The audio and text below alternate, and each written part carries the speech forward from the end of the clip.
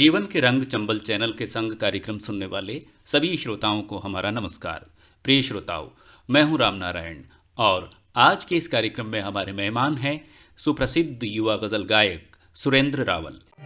इतना गुस्सा ठीक नहीं, मन पे बोझा ठीक नहीं, छोटी छोटी बातों को, छोटी छोटी बातों को दिल पे लेना ठीक नहीं है, दिल पर लेना ठीक नहीं, मन पर बोझा ठीक नहीं।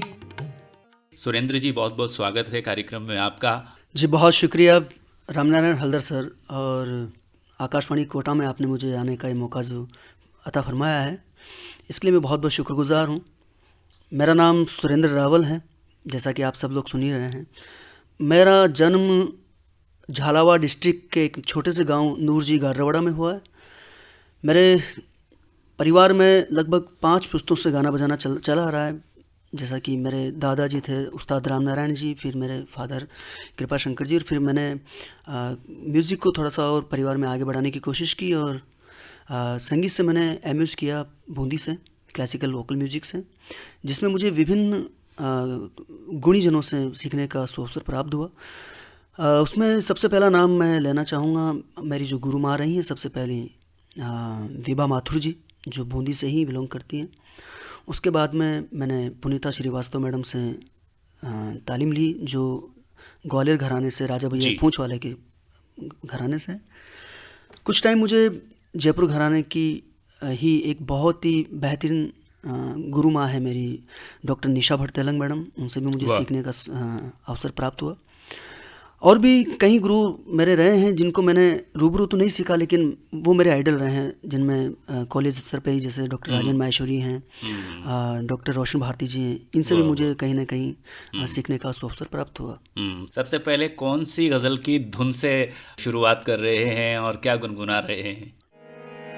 जो सज़र सूख गया है हरा के से हो, जो सज़र सूख गया है हरा के से हो, मैं पैगंबर तो नहीं, मेरा कहा कैसे हो, जो सज़र गया है हरा के से हो, जो सज़र सूख गया है।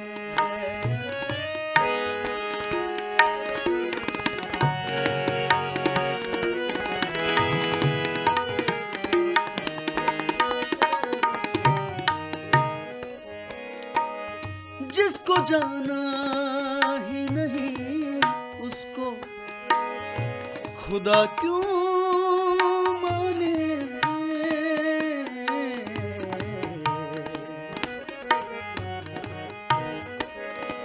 जिसको जाना ही नहीं उसको खुदा क्यों माने,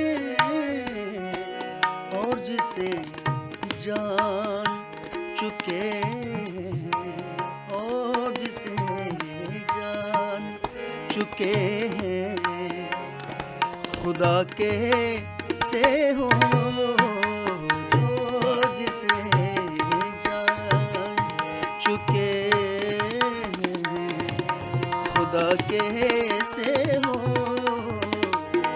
मैं पैगंबर तो नहीं, मेरा कहा कैसे हो, जो सज़र सूख गया है हरा के से हो, जो सज़र सूख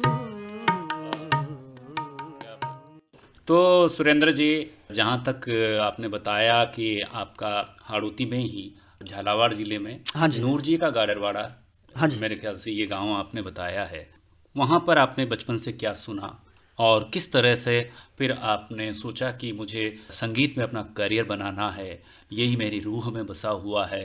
क्योंकि जब तक संगीत रूह में नहीं बसता, जब तक आपकी शिराओं में ये खून के साथ में जब तक दौड़ता नहीं है ना, तब तक इसमें सफलता प्राप्त करना भी मुश्किल है, अच्छा गाना भी मुश्किल है। क्या लगता जी, है सही आपको? फरमाया। मैंने इससे पहले आपने पहली बात तो ये है कि आपने एक बहुत ही खूबसूरत सवाल मुझसे किया है। तो मैंने जैसा आपको बताया कि मेरे दादाजी जी जी जी। झालावाड़ दरबार के रियासतकालीन गवैया थे, वाह वाह वाह। और एक्चुअली हमारे साथ थोड़ी सी नाइंसाफ़ी ये रही कि दादाजी का इंतकाल बहुत जल्दी हो गया था। ओह। जब मेरे father I think 2 years old होंगे। अभी आपने बहुत सा क्वेश्चन यही किया कि आपने कैसे संगीत की लगन आपके अंदर लगी। तो मेरे ताऊ जी, राम हैत जी उनका नाम है, वो रेडियो लेके बैठते थे और मुझे पास बुला के बोलते थे, देखो इसमें क्या चीज़ आ रही है, ठुमरी, गज़ल और क्लासिकल म्यूज़िक, तो मुझे सुनाया करते थे। तो जैसे ताऊ जी के साथ बैठा हूँ रात के 8 बजे 9 बजे 10 बजे तक, रात गांव में थोड़ा सा टाइम जल्दी सोने का हो जाता है, तो 10-11 बजे तक तकरीबन हम लोग सुना करते थे रेडियो को। तो एक संगीत की जो एक लो जो जगी मेरे अंदर, वो वहाँ से जगी। वाह वाह वाह वाह। और फिर धीरे धीरे जब भी कोई मेहमान घर में आते थे तो ताऊ जी और फादर मुझे बोला करते थे कि भाई चलो कुछ सुनाओ। तो जैसे मैं कुछ गाता था तो मुझे उसके बदले में कुछ मिलता था, जैसे 1 रुपया 2 रुपया किसी ने, जो मेहमान जो आए उन्होंने दे दिया, तो मेरे लिए बहुत बड़ी बात हो जाती थी कि यार तो अच्छा बात काम है कि गा भी रहा हूँ और पैसे भी मिल रहे हैं। तो वहाँ से एक वो चाव बढ़ता गया म्यूज़िक के प्रति, और मालूम तो नहीं था कि म्यूज़िक को उस लेवल पे कर लूँगा, लेकिन धीरे धीरे गुरु लोगों का आशीर्वाद और कुछ अच्छी संगत में रहे तो वो कहीं ना कहीं चीज़ें आती गई। वो ब्लड से तो जुड़ा हुआ था ही म्यूज़िक शुरू से ही। तो इस तरह से मेरी जो जर्नी रही वो म्यूज़िक की इस तरह से रही। अच्छा, फिर आपने इसी में एक तरह से कहा कि एमए आपने कर लिया? हाँ जी, मैंने क्लासिकल म्यूज़िक से एमए किया और 2008 में मैंने राजस्थान टॉप किया क्लासिकल म्यूज़िक में। वाह वाह वाह। तो अब आपने किस तरह से गज़ल गायन का आपने क्षेत्र चुना? क्योंकि मैंने देखा है कि आपको देश में अब एक उभरते हुए युवा गज़ल गायक के रूप में आपको पहचान मिल रही है। आप देश के विभिन्न हिस्सों में जाकर परफॉर्म कर रहे हैं। तो अपने कुछ कंसर्ट्स के बारे में बताइए, कहाँ कहाँ पर आपने किन किन लोगों के साथ में महत्वपूर्ण कंसर्ट किए, जहाँ पर आपको हमारे देश के जो आज के समय के बड़े गायक हैं उनके साथ में बैठकर उनका आशीर्वाद मिला हो, उन्होंने आपकी गायकी को सराहा हो? जी बिल्कुल हलदर सर, मैं अभी लेटेस्ट ही 2022 में मैंने ऑल इंडिया गज़ल खजाना नाम से एक प्रोग्राम होता है मुंबई के अंदर, जिसके फाउंडर मेंबर थे पंकज उदास साहब जी जी जी जी और अनूप जलोटा साहब उसमें। तो 2022 में मैंने वो जीता था ऑल इंडिया कंपटीशन। तो 3 दिन के लिए मुझे मुंबई बुलाया गया था, जिसमें लेजेंडरी सिंगर्स सुरेश वाडेकर साहब, उषा मंगेशकर जी, क्या बात, तलत अजीज साहब, अनूप जलोटा साहब, पंकज उदास साहब, हरिहरन साहब, सब लोग वहाँ पे मौजूद थे। 3 दिन उनके साथ मुझे उनके साथ रहने का अवसर प्राप्त हुआ, उनके साथ रहा, उनका गाना बजाना सुना। तो लेटेस्ट अगर आप पूछेंगे तो मैं यही कहूँगा कि वो जो एक मैंने 3 दिन का जो ख्वाब जैसा मेरे लिए था वो बड़ा अनबिलीवेबल था। तो जब हम महफिल में बैठे थे आफ्टर प्रोग्राम, मैंने कहा चलो कुछ सुनाओ आप। अच्छा, आप वहाँ पे मैंने परवेज़ मेहंदी साहब की गज़ल गाई थी, और जो गज़ल अभी गाई है वही गज़ल गाई थी। अरे वाह, जो शजर सूख गया है। क्या बात, वाह। उसके बाद अनूप जी का मैंने एक ऐसी लागी लगन मेरा हो गए मगन, वो मैं भजन वहाँ पे मैंने सुनाया। उसी के साथ में वाडेकर साहब भी बैठे थे, सुरेश वाडेकर साहब, तो उनकी भी एक गज़ल मुझे बहुत पसंद है, सीने में जलन आँखों में तूफान सा क्यों है। क्या बात, वाह। तो वो मैंने वहाँ पे उनके बीच में सुनाया तो बड़े खुश हुए, बहुत दुआएं दी। अरे वाह, बहुत। और मेरे लिए बहुत अच्छे पल वो रहे जो मैंने उनके साथ जिए हैं। आपके खानदान में जो है ना गायकी पीढ़ियों से चली आ रही है। हाँ, 5 पुश्तें मेरी, मैं 5th जनरेशन हूँ। हाँ, तो मैं ऐसा महसूस करता हूँ कि आप लोगों को मतलब ये जो बारीक बारीक ताने हैं, जो मुर्कियाँ हैं, बहुत कठिन कठिन चीज़ें सुनने में जो लगती हैं आप लोगों की गायकी में, वो मतलब कैसे अपने आप आती हैं या फिर उनको निकालने के लिए बहुत ज़्यादा मेहनत करनी पड़ती, कैसे आती है? जैसा कि इस लोकगीत में आपने जो काम किया है वो अद्भुत काम किया है, बहुत ही सुरीली, बहुत ही शानदार, लेकिन बहुत कठिन मुर्कियों का और गायकी का आपने नमूना पेश किया यहाँ पे। रे कोई धीमो धीमो मंदरो चाल बाएरिया मंधरो चाल कोई धीमो रे मंधरो चाल बैरिया सेणारा बैरिया धीमो मंधरो चाल। अगर हम बात करें बारीक मुर्कियों की और ये जो खटके तान आलाप जो भी हैं, मेरा ऐसा मानना है कि अगर आपके ब्लड में वो सब चीज़ें चली आ रही हैं तो वो एक अलग चीज़ है। आप उसको पारिवारिक उससे परंपरा से मत जोड़िएगा, वो आपको ईश्वर ने दी है। अच्छा। आपके बड़े बुजुर्गों के द्वारा जो गाते थे तो ब्लड में है आपके। लेकिन मेरा ऐसा मानना है कि जब तक आप करोगे नहीं तब तक कुछ नहीं कर पाओगे। म्यूजिक तो चीज़ ही करने की है, तो रियाज तो आपको करना ही पड़ेगा। रियाज जब तक नहीं करोगे तब तक कुछ भी पॉसिबल नहीं है। तो चलिए अब आप कोई ऐसी चीज़ सुनाए जो हमारे हाड़ौती की हो। हाड़ौती में जो ट्रेडिशनली जो गाई जाती है चीज़ें, आप लोगों के परिवार में जो गाई जाती हैं, जो खानदानी आप लोग गायक हैं, गायक परिवार से आते हैं, आप लोगों का अपना एक स्कूल है, मैं तो ये कहता हूँ, जहाँ पर गायकी एक तरह से, मैंने तो सुना है कि आप लोगों के यहाँ ऐसा कहते हैं कि जब कोई बच्चा रोता है तो वो भी सुर में रोता है।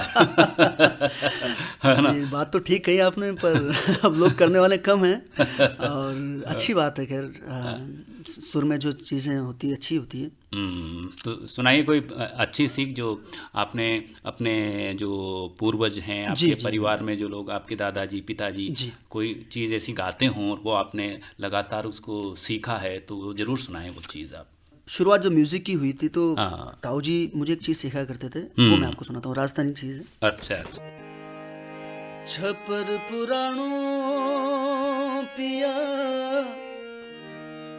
पड़ गयो जी तिड़कन लाग्या बोदा बास, ओ जी तिड़कन लाग्या बोदा बास, अब घर आई जो सा गोरी रासाई बाहो राज, अब घर आई जो सा गोरी राबल माहो राज।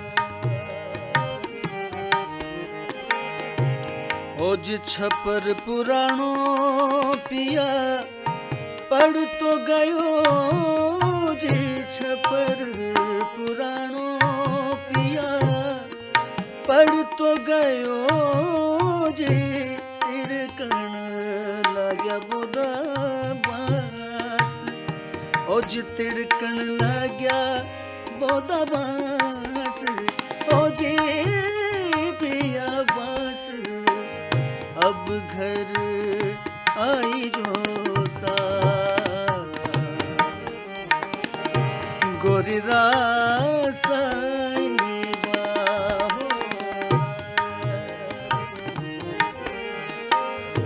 ओ जी नेड़ी नेड़ी कर जो ढोला चाकरी जी, नेड़ी नेड़ी कर जो ढोला चाकरी जी, सांझ पड़ा घर आए, ओ जी सांझ पड़ा घर आए, ओ जी ढोलाए, अब घर आई जो सा गोरी रासाई बाहो। अच्छा, अब सुरेंद्र जी आप जो है बच्चों को मेरे ख्याल से सिखाते हैं संगीत। जी जी। तो आजकल के जो बच्चे हैं उनमें संगीत को सीखने का कितना धैर्य है, या फिर हमें ऐसा लगता है कि वो बहुत जल्दी जल्दी प्राप्त करना चाहते हैं, बहुत हाईलाइट होना चाहते हैं, या आज की भाषा में कहें, मोबाइल की भाषा में कहें, सोशल मीडिया की भाषा में कहें, तो बहुत ज़्यादा मेहनत ना करके और तुरंत वायरल होना चाहते हैं। तो संगीत में ये जो चीज़ है, शॉर्टकट है, ये कितना सफल होता है, या फिर ये ज़्यादा दिन चलने वाली नहीं होती है ये चीज़?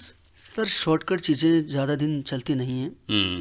हालांकि आजकल की जो न्यू जनरेशन है उसमें सीखने का बहुत चाव भी है, लेकिन धैर्य वाली जो आपने बात कही वो बहुत ही अच्छी बात कही कि धैर्य नहीं है, पेशेंस नहीं है लोगों में, और जो नई जो जनरेशन है उनमें तो बिल्कुल नहीं है।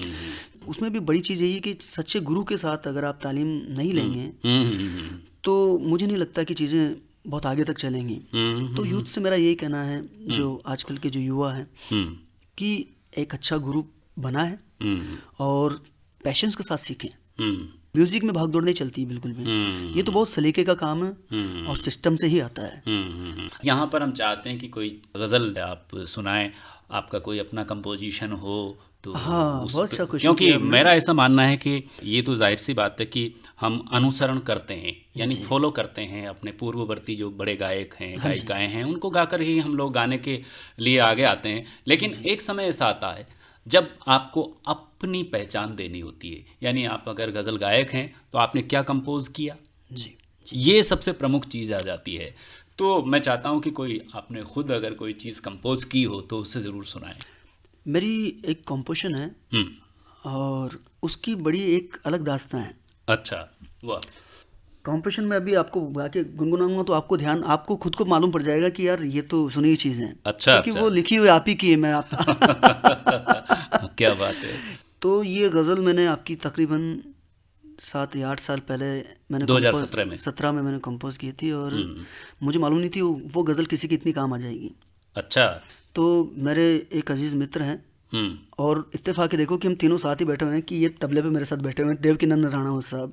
अच्छा अच्छा अच्छा, वाह वाह। तो हुआ ये तो कि इस गज़ल का इनके साथ में क्या तारतम्य है, मैं समझ नहीं वही पाया। मैं आपको बताना चाह रहा हूँ। इस गज़ल का इनके साथ तारतम्य ये है कि एक बार इनकी और इनकी वाइफ की लड़ाई झगड़ा हो गया इन दोनों के बीच में किसी चीज़ को लेकर। अच्छा अच्छा। और कमरे में बैठे हुए थे दोनों ही, बोल नहीं रहे थे दोनों एक दूसरे से, लड़ाई होने के बाद। तो वो गज़ल जैसे ही दोनों ने सुनी और दोनों एक दूसरे की तरफ देखे और मुस्कुराए और मुस्कुराए तो दोनों का जो गुस्सा था वो शांत हो गया, और दोनों वापस के यार ये क्या गज़ल आई है। अच्छा, तो इन्हीं से पूछते हैं, क्यों देवकीनंदन जी ये जो कह रहे हैं कि आप अपने मुंह से बताएं, क्या माजरा था ज़रा। ये एक्चुअली बात बड़ी सत्य है साहब। अच्छा। गुस्से में वो भी बड़ी गुस्से में थी, मैं भी बड़ा गुस्से में, तो बात बिगड़ी हुई थी और हम दोनों अलग अलग रूप से मोबाइल चला रहे थे, अलग अलग तरीके से मोबाइल चला रहे थे। अब अकस्मात हमारे जो परम मित्र जो सुरेंद्र जी हैं, तो इन्हीं की यही गजल आ गई उसी में। इतना गुस्सा ठीक नहीं, दिल पे बोझा ठीक नहीं। और ये जब गजल सुनी ना तो इस गजल के जितने भी लिरिक्स थे, ऐसे ऐसे लिरिक्स थे इसके अंदर, इसको भी सुनाएंगे। ऐसे ऐसे लिरिक्स थे, जितनी हमने सुनी ना तो हमारा वो गुस्सा प्रेम में इतना बदल गया कि गुस्सा कम पड़ गया, प्रेम ज्यादा हो गया। इतने से मुझसे रानी गए, मैंने तुरंत मोबाइल निकाला, मैंने हमारे सुरेंद्र जी को फोन लगाया, मैंने कहा यार आपने तो हम दोनों का भला कर दिया, हमारे जो झगड़ा हो रहा था आज मिठास में बदल दिया। क्या बात है। फिर ऐसा क्या हो, मैंने कहा यार वो गजल सुनी आपकी, तो मैंने इससे एक महसूस किया कि संगीत आदमी को जीवन को बदल तो देता है, संगीत तो बदलता ही है, परंतु संगीत और साहित्य दोनों मिल जाते ना तो फिर सब कुछ बदल जाता है इंसान का। वाह वाह वाह। तो चलिए, मुझे अच्छा लगा कि वो गज़ल जो उसका एक सुखद आपने संस्मरण सुनाया, मुझे सुनकर अच्छा लगा। तो आइए सुरेंद्र जी, अब अपने श्रोताओं को आपकी आवाज़ में ये गज़ल सुना। हाँ जी ज़रूर जी। तमाम सुनने वाले श्रोताओं को ये कहूँगा कि ये जो खूबसूरत लिरिक्स हैं ये कोई और नहीं लिखने वाले हमारे रामनारायण हल्दर सर ही हैं, जिन्होंने इतना बेहतरीन तरीके से इसको लिखा है, और मैंने छोटा सा इसको कंपोजिशन बनाने की कोशिश की है। सुनिएगा। देरे ना रे ना रे रे रे, इतना गुस्सा ठीक नहीं,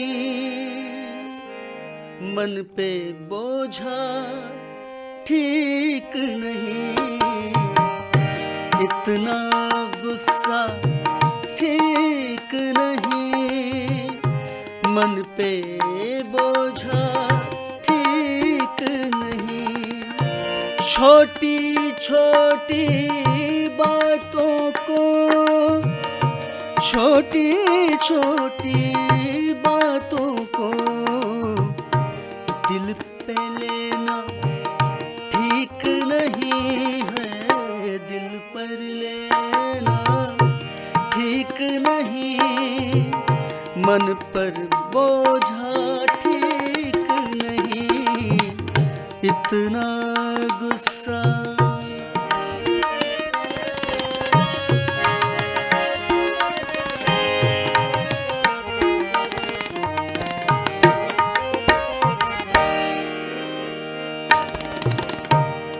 कमरे में हम तन्हा हैं,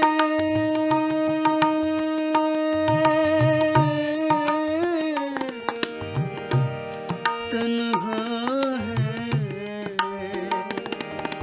तन्हा, तन्हा हैं, तन्हा हैं। कमरे में हम तन्हा हैं, कमरे में हम तन्हा हैं। तेरा आना ठीक नहीं है, तेरा आना ठीक नहीं, मन पर बोझा ठीक नहीं, इतना गुस्सा ठीक नहीं, मन पर बोझा ठीक नहीं, इतना गुस्सा, इतना गुस्सा, इतना गुस्सा। वाह वाह वाह, क्या बात है, मज़ा आ गया बहुत दिनों बाद में आपकी आवाज़ में इस गज़ल को सुनकर। और अच्छा, अब ये बताइए कि आपके परिवार में अभी कौन कौन हैं और वो किस तरह से आपको अपनी गायकी में सपोर्ट करते हैं?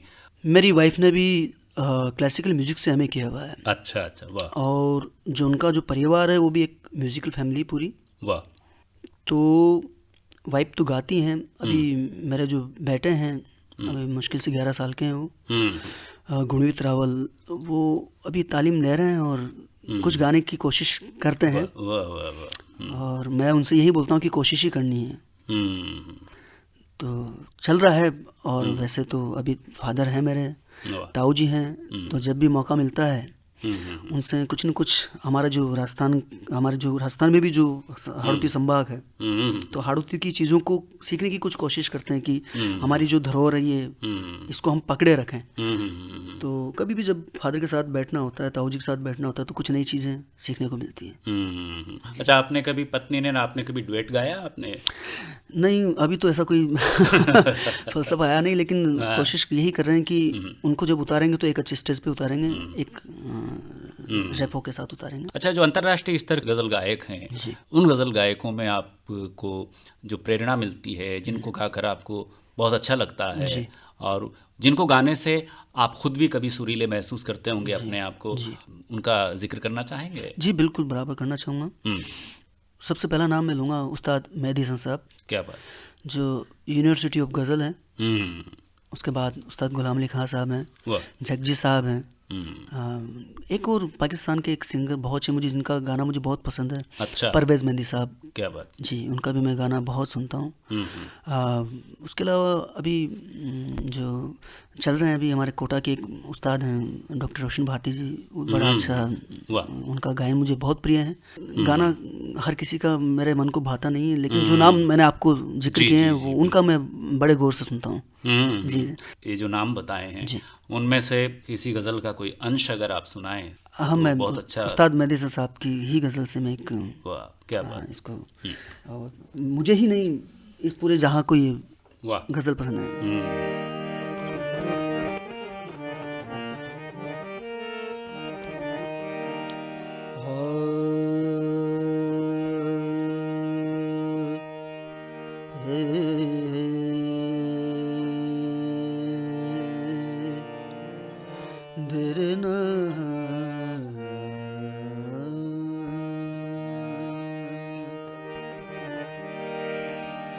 रंजिशी सही,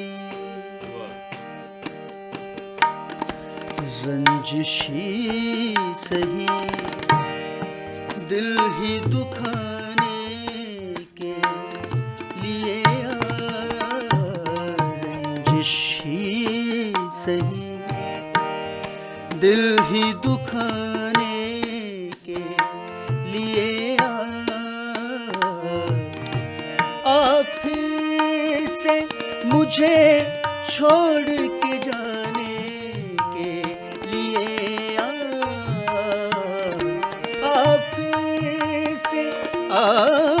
फिर से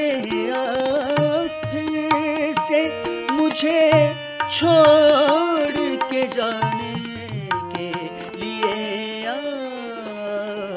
रंजिशी सही दिल ही दुखाने के लिए आ, रंजिशी सही पहले से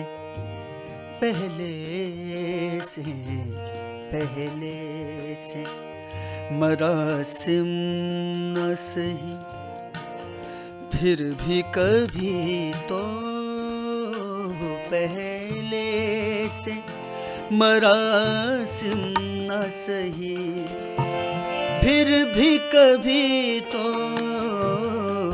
पहले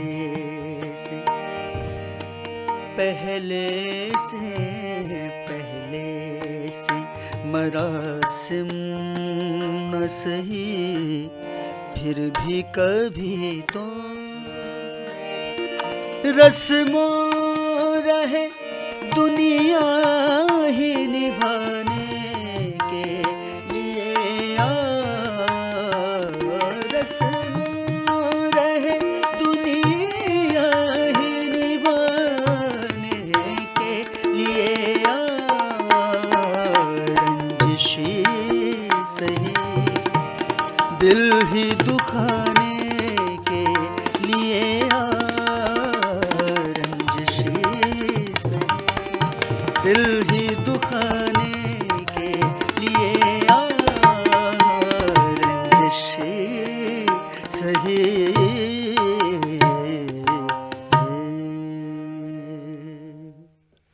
बहुत खूब, बहुत खूब, बहुत ही शानदार मेहदी हसन साहब की ये गज़ल। लगभग मैंने देखा है कि सभी गायक जो उन्हें पसंद करते हैं आज के दौर के, वो सभी इस गज़ल को सुनाते हैं और आपने बहुत खूबसूरत तरीके से इसे सुनाया। अच्छा, कई बार जब मैंने देखा है कि गज़ल गायक या सुगम संगीत के जो गायक होते हैं वो कई बार जब फिल्म में गाना गाते हैं तो उसे भी अपने अंदाज में गाते हैं। हाँ जी, हाँ जी। और वो कई बार अच्छा लगता है। तो मैंने एक जगह पर आपको कहीं सुना था, लता जी का कोई गाना था, बहुत प्यारा गाना है उनका, तो वो आप गा रहे थे तो मुझे बड़ा अच्छा लगा और मुझे लगता है कि आपको ध्यान आ रहा होगा लता जी का। जी, मैं बहुत पसंद करता हूँ उसको, तो अगर मुझसे मोहब्बत है। हाँ, तो मैं चाहता हूँ उसे सुनाएं आप, बहुत अच्छा लगता है आपसे, है ना।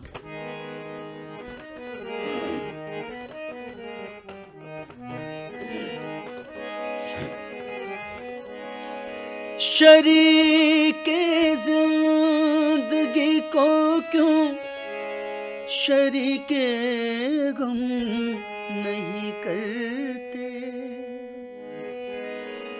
दुखों को बांट कर क्यों दुखों को कम नहीं करते, तड़प इस दिल की थोड़ी सी तड़प इस दिल की थोड़ी सी मुझे मेरे सनम दे दो, अगर मुझसे मोहब्बत है मुझे सब अपने गम दे दो, इन आँखों का हर एक आंसू मुझे मेरे सनम दे दो, अगर मुझसे मोहब्बत है।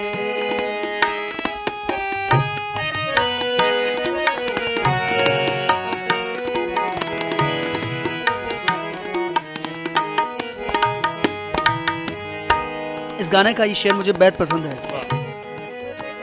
तुम्हारे गम को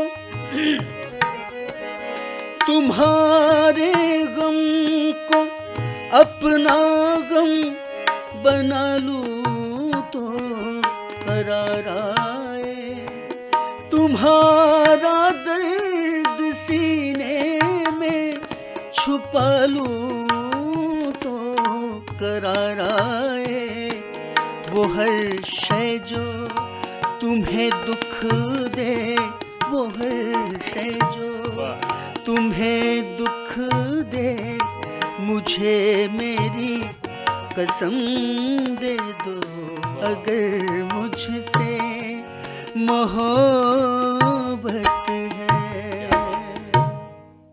अच्छा, हमारे यहाँ पर ग्रामीण क्षेत्र में भी बड़े अच्छे अच्छे गायक कलाकार रहते हैं, लेकिन कुछ कारण रहते हैं जो वो सामने नहीं आ पाते हैं दुनिया के। आपने भी ऐसे बहुत सारे लोक गायकों को और संगीत के बड़े फनकारों को आपने अपने जीवन में सुना होगा हरवत्ती क्षेत्र में। तो कुछ लोगों के नाम आ रहे हैं जिनको देख कर के क्या बात है, ये गांव में रहते हुए, अभाव में रहते हुए भी इतना बढ़िया गाते हैं। कुछ ध्यान आ रहा हो तो उनका जिक्र करें। बहुत ही अच्छा आपने सवाल किया है। और इसमें मैं एक हमारे छबड़ा साइड में एक गांव है, तुमड़ा नाम है उस गांव का। वो तो मेरा ही गांव है। जी जी, अच्छा, आप ही का गांव है। Great great. तो वहाँ के एक उस्ताद थे, उस्ताद प्रेम नारायण जी। प्रेम नारायण जी जी। वाह। तो मेरे फादर उनको लाइक फूफा जी बोलते हैं। तो एक बार उनसे मेरी ऐसे मुलाकात हुई और उस टाइम पे मैं तालीम ले ही रहा था क्लासिकल म्यूज़िक की। जब मैंने उनको सुना तो मैं बड़ा हैरान सा रह गया कि यार इतना अच्छा गाना और गाऊं जैसे इसमें सिस्टम में। तो मैं उनके पैरों में पड़ गया वहीं उसी टाइम पे कि यार कहाँ इल्म का कोई तोड़ नहीं, कहीं भी जा सकता है। तो अभी मेरे ख्याल से कुछ टाइम पहले उनका इंतकाल हो गया है, लेकिन जब मैंने उसको सुना तो मेरी आत्मा बहुत प्रसन्न हुई कि यार कैसे कैसे गुणी लोग गाँव में निवास कर रहे हैं। तो सही कहा आपने कि कई सारी ऐसी प्रतिभाएं हैं जो आज भी गाँव में दब के रह गई, उनको आगे आने का चांस नहीं मिला, वरना बहुत आगे बहुत कुछ कर सकते थे। लेकिन हमने उनको यहाँ बुलाया आकाशवाणी कोटा में, उनकी रिकॉर्डिंग की। Great great. उनके 5-6 गीत हमने रिकॉर्ड किए, एक अंश सुना देते हैं यहाँ पर। जी जी जी जी, आप शुरू, चलिए सुनते हैं। हिमाचली करदी भरे, हिमाचली लेंगो करदी भरे, हिमाचली लेंगो गरद भरे, ये लेंगो गरद भरे, लेंगो गरद भरे, लेंगो गरद भरे, लेंगो गरद भरे, धीमा चालरी पनिहारी, धीमा चालरी पनिहारी, लेंगो गरद भरे, धीमा चालरी पनिहारी।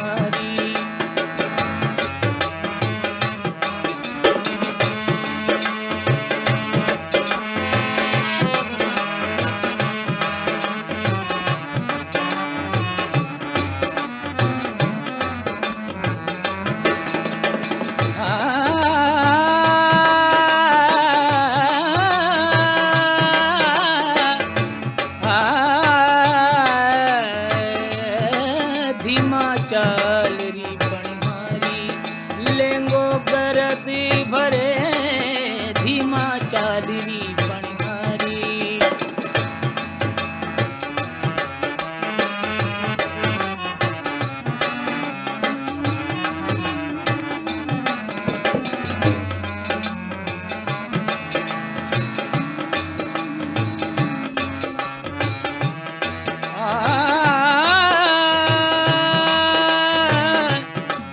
चालू तो मारी जठनी लड़े छे, धीरा धीरा चालू मारी जठनी लड़े छे, धीरा धीरा चालू मारी जठनी लड़े, हे उतावली चालू तो मारो पानी ढूढ़े, धीरा चालरी पनिहारी, लेंगो गरद भरे,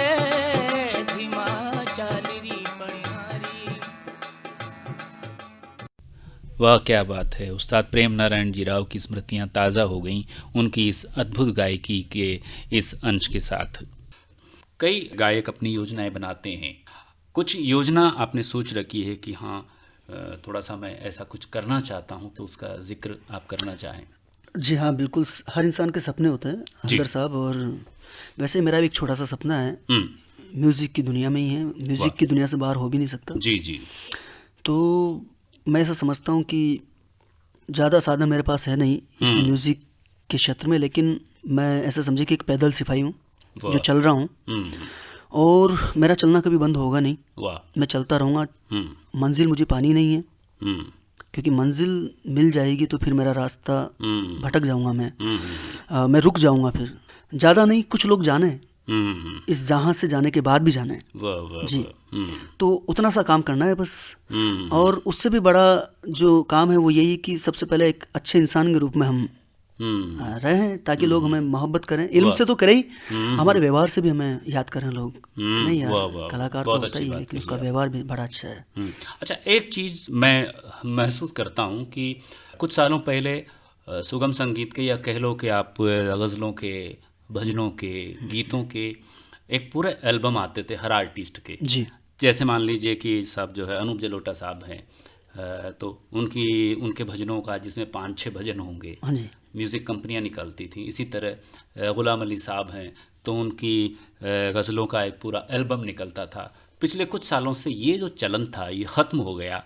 तो नए गायकों के सामने अब वैश्विक, यानी कि जो ग्लोबली जो अपनी परफॉर्मेंस को पहुंचाने का जो तरीका है, अब क्या आप मानते हैं, और क्या आपको लगता है कि वो चीज़ वापस होनी चाहिए शुरू की, एक गायक के कुछ 5-6 चीज़ें से एक साथ आई एल्बम में, ऐसा कुछ आपको महसूस लगता है आपको? सर सबसे बड़ी चीज़ इसमें ये, जब से मैंने जिक्र किया पहले भी कि मल्टी मीडिया का ज़माना है और मोबाइल का ज़माना है, उसमें भी जो भी रील सिस्टम जो चल रहा है, आधा मिनट या 1 मिनट की जो रील चल रही है, तो लोगों को क्या है कि ज़्यादा सुनने का जो पैशंस है वो ख़त्म हो चुका है एक तरह से। तो पहले आपने देखा होगा कि 4 से 5 मिनट का एक गाना जी, होता था। जी, बिल्कुल 7-7 मिनट की गज़लें। हाँ बिल्कुल, और सुनते थे लोग, हाँ जी। बड़े चाव से सुनते थे एक एक शेर को, बड़े उससे। तो आजकल क्या है, सुनने का भी पेशेंस लोगों के अंदर ख़त्म हो गया है। तो मेरा तो ऐसा मानना है कि जो भी फनकार हैं उनको अभी की जनरेशन के हिसाब से अपडेट तो रहना ही चाहिए, लेकिन पुरानी चीज़ों को नहीं छोड़नी चाहिए। आप पुरानी चीज़ों को ही, नई चीज़ें, नया कुछ वो एक सिस्टम दे के उनको निकालें आप। अभी आपने एक नाम सुना होगा, मुंबई के अंदर पॉपकॉर्न है एक, हाँ। जो उस्ताद मेहदी साहब की गज़लों को गाते हैं, मोहब्बत करने वाले कम ना होंगे। तो अब अगर हम खान साहब की उस गज़ल को अगर उस अंदाज में गाएंगे जैसा खान साहब ने गाया है, तो शायद उसको 100 लोग सुनेंगे।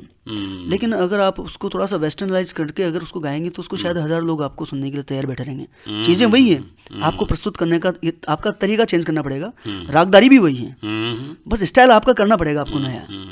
तो ऐसा नहीं है, सुनने वालों की कमी नहीं है, बस आपको परोसने का ढंग अच्छा आपका होना चाहिए, अपडेट होना पड़ेगा, अपडेट होना पड़ेगा आपको। तो मेरा वही प्रोसेस है कि मैं पुरानी चीज़ें सुनता भी और गाता भी हूँ, लेकिन कुछ कोशिश करता हूँ कि अपने, जैसे भी आपने गाना सुना अगर मुझसे मोहब्बत है, तो ये गाना कहीं लोगों ने गाया भी है और बहुत उम्दा तरीके से गाया है, लेकिन मैं कुछ चाहता हूँ कि कुछ अपनी भी इसमें खुशबू इसमें रखूँ, जो जितना गुरु लोगों से मुझे प्राप्त हुआ है।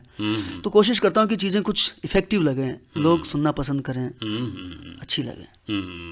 अच्छा, अब आखिर में ये बताइए कि हमारे जो हाड़ौती है, मैं तो ऐसा मानता हूँ कि ये बहुत सुरीला क्षेत्र है देश का, बेशक। और हमारे जो लोकगीत हैं, जो लोकगीत शादी विवाह में जो पुराने समय में गाए जाते थे, वो भी बहुत ही सुरीले लोकगीत हैं। तो इस सुरीले प्रदेश की मिट्टी से, यहाँ की हवा से, यहाँ के पानी से क्या आपने निश्चित रूप से सुरीलापन पाया होगा? जी बिल्कुल सर, ये मिट्टी बहुत सुरीली मिट्टी है, इसकी खुशबू सौंधी है, और बहुत कुछ पाया सर, कुछ नहीं बहुत कुछ पाया। कोई यहाँ का लोकगीत आपको ध्यान आ रहा है जिसके साथ में हम इस कार्यक्रम का समापन करें? सजना रा बैरिया धीमो मंदरो चाल रे, कोई धीमो रे मंदरो चाल बैरिया, सेना रा बैरिया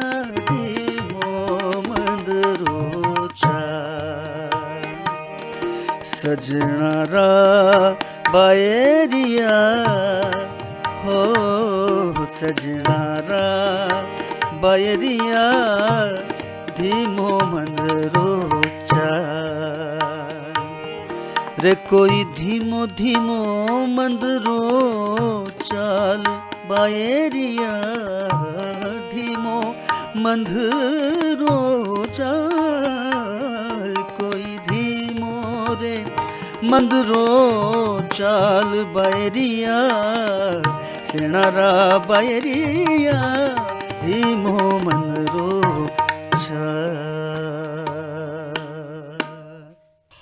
तो श्रोताओं, ये थे सुरेंद्र रावल जी, जिन्होंने बहुत ही बेहतरीन हमसे बातचीत की और आपने सुनकर महसूस किया होगा कि एक जो अच्छा गायक कलाकार ख़ास तौर से होता है वो बोलने में बड़ा संकोची होता है।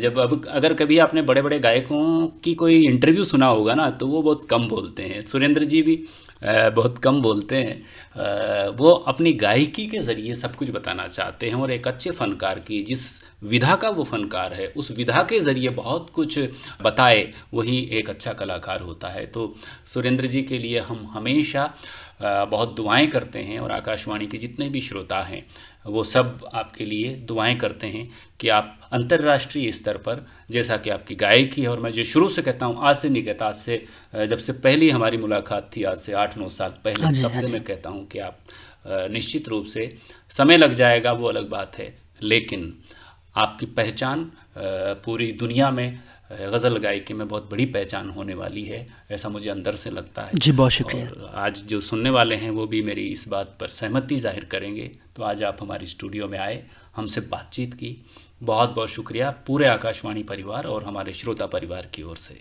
जी बहुत शुक्रिया, बहुत शुक्रिया सर। मेरी खुशनसीबी है आप लोगों के बीच में आने का मौका मिला, और बस यही कहूँगा कि आप लोगों का ऐसे ही प्यार बना रहें। जीवन के रंग चंबल चैनल के संग आज के इस कार्यक्रम में हमारे मेहमान थे उभरते हुए युवा गजल गायक सुरेंद्र रावल, कार्यक्रम के संयोजक हरिओम मीणा, भेंटकर्ता, संपादन और प्रस्तुतकर्ता रामनारायण मीणा। अब आज के इस कार्यक्रम से हमें दीजिए अनुमति। नमस्कार।